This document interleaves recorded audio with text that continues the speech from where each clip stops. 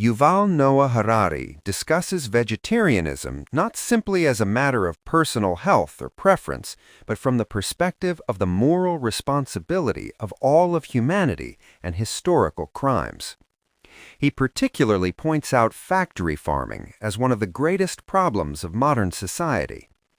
In his books and interviews, Harari strongly criticizes factory farming as one of the worst crimes in history.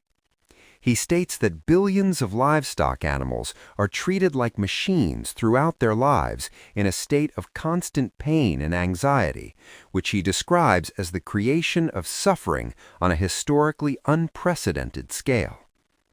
Science informs us that animals, such as cows and chickens, possess complex emotional worlds, including joy, curiosity, and love, as well as pain, fear, and anxiety. However, the modern livestock industry completely ignores the emotions and suffering of these animals. He specifically cites the dairy industry as an example, pointing out that while cows become pregnant and give birth to feed their young, humans sever the bond of love between mother and calf by slaughtering the calves and exploiting the milk. This is an act that inflicts immense suffering on countless cows and calves every year.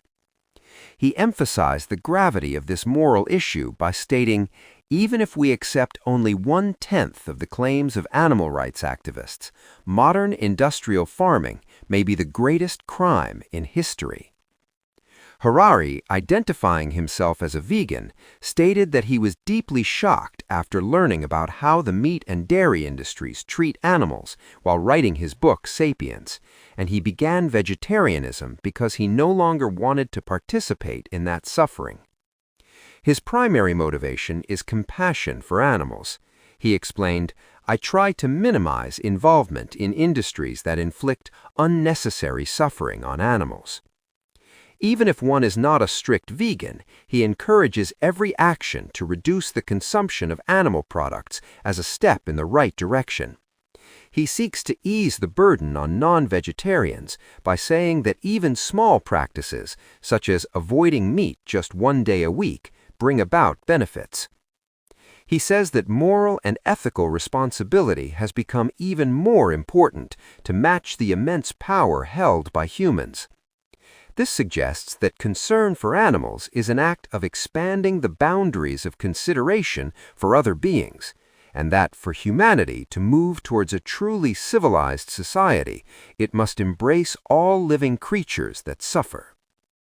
Harari acknowledges that environmental considerations, as well as animal welfare, are important reasons for vegetarianism.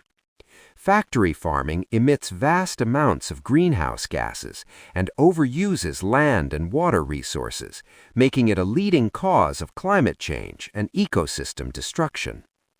He warns of the danger of humans becoming like pretas, beings who possess immense power that no other creature or natural force on Earth can stop, yet cannot control this power themselves.